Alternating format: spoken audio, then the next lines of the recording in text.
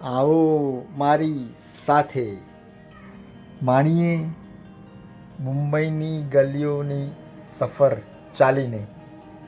આ મુંબઈની ગલીઓની સફર હું તમને ચાલીને કરાવું છું. જો કાંઈ નવું નવું જાણવા મળે, જોવા મળે, ચાલો જોઈએ. Excellent article. When the body stops cooperating, when there is no chance of recovery, do not perform treatments on me. Dr. Lopa Mehta. Dr. Lopa Mehta was a professor at GS Medical College in Mumbai, where she served as the head of anatomy department.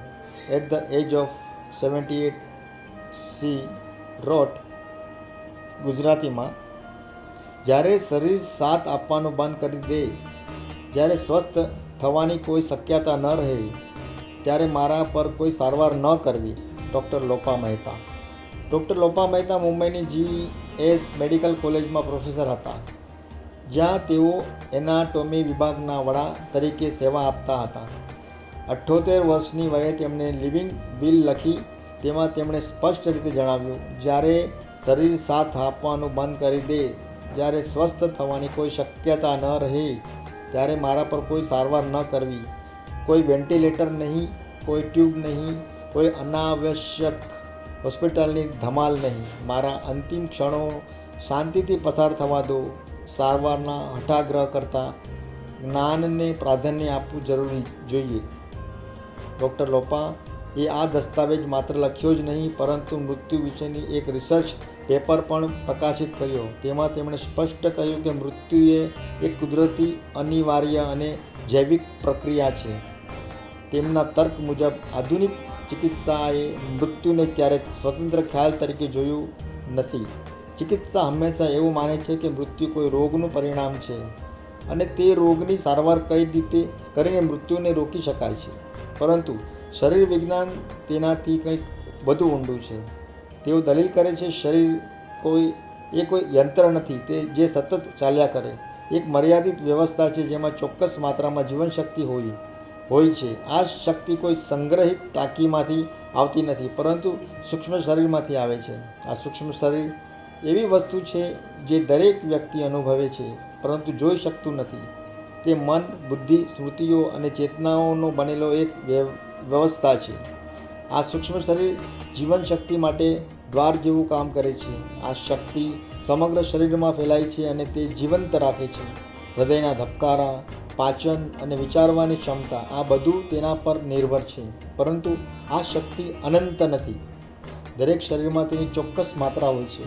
યંત્રમાં નિશ્ચિત બેટરીની જેમ તેને વધારી કે ઘટાડી શકાય નહીં. જેટલું રામ ચાવી ભરે તેટલું જ ઢીંગલું નાચે, જેમ કહેવત છે.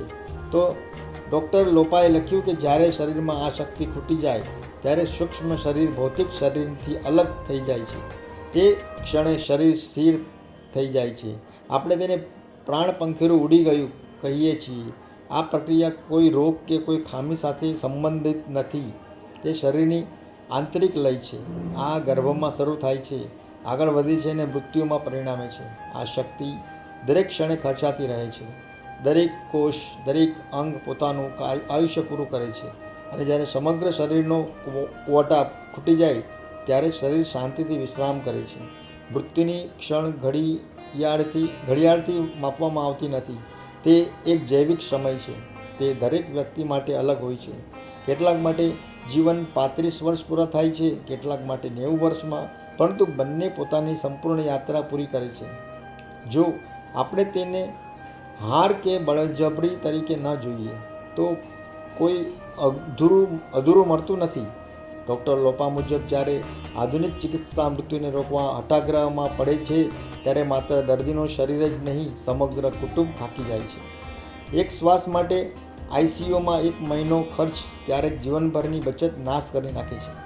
સંબંધીઓ કહેતા રહે છે, હજુ આશા છે, પરંતુ દર્દીનું શરીર તો ઘણા સમયથી કહી રહ્યું છે, પૂરું થયું.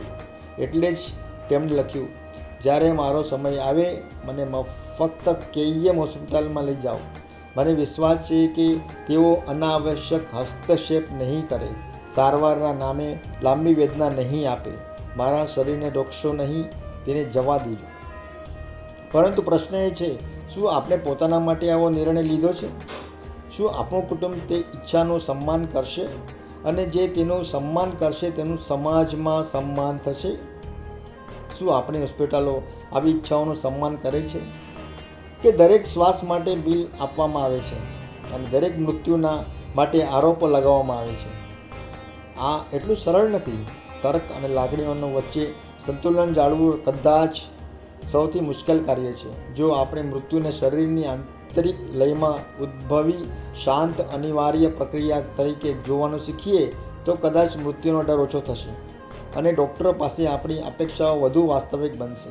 મારા મતે આપણે મૃત્યુ સાથે લડવાનું બંધ કરી તેની પહેલાં જીવવાની તૈયારી કરવી જોઈએ અને જ્યારે તે ક્ષણ આવે તેને શાંતિથી ગરિમા સાથે સ્વીકારવું જોઈએ. બુદ્ધના શબ્દોમાં મૃત્યુ એ જીવનની યાત્રાનો આગળનો તબક્કો છે. કોઈ વિજ્ઞાન તેને અમર નથી બનાવી શકતું. એટલે જ આપણે આ સાચી સ્થિતિને નિહાળવાનું શીખવું જોઈએ. કર્ટેસી વિક્રમભાઈ પટેલ. આ જીવનની શૃંખલા આપણે જે જીવી રહ્યા છે તે આ લોપાબેન ડૉક્ટર લોપા મહેતાના લેખ પરથી આપણે તારવી શકીએ કે આપણે આપણા જીવનમાં આગળ કેવી રીતે જીવી શકીએ અને જીવનો જ્યારે અંત આવે, આપણું શરીર થાકી જાય, ખૂટી જાય, ત્યારે આપણે કેવી રીતના આપણો જીવનનો અંત સંભાળી શકીએ. ચાલો લોપાબેનના લેખ સાથે આ મારો વિડીયો જુઓ. તમને સારો લાગે તો લાઈક, શેર, સબસ્ક્રાઈબ કરજો અમારી ચેનલને. આ તો જો મુંબઈની ગલીઓ છે, આ ક્રિકેટ ક્લબ છે. ક્રિકેટ ક્લબમાં વિજય મર્ચન્ટનું ગેટ છે આ. અને કેટલી સુંદર અહીંયા લીલોતરી છે, કેટલા સુંદર જૂના ઝાડ છે. આ ઝાડની શોભા જો કેટલી સરસ છે. વાળની વળવાઈઓ, કેટલા સૂરજના કિરણો વચમેથી આવે છે, કેવી લટકે છે વળવાઈ, બહુ સુંદર.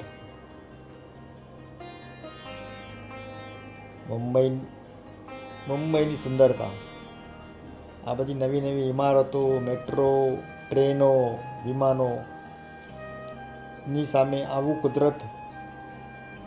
ભગવાન તમારી ઘણી મહેરબાની. હરે કૃષ્ણ કૃષ્ણ કૃષ્ણ હરે હરે, હરે રામ રામ રામ હરે હરે. આવી સુંદરતા આપણે જાળવી રાખવી જોઈએ. અમારી ચેનલ છે, તમને લાગે તો લાઈક, શેર અને સબસ્ક્રાઈબ કરજો. આપનો અનિલ પંડ્યા. હરે કૃષ્ણ.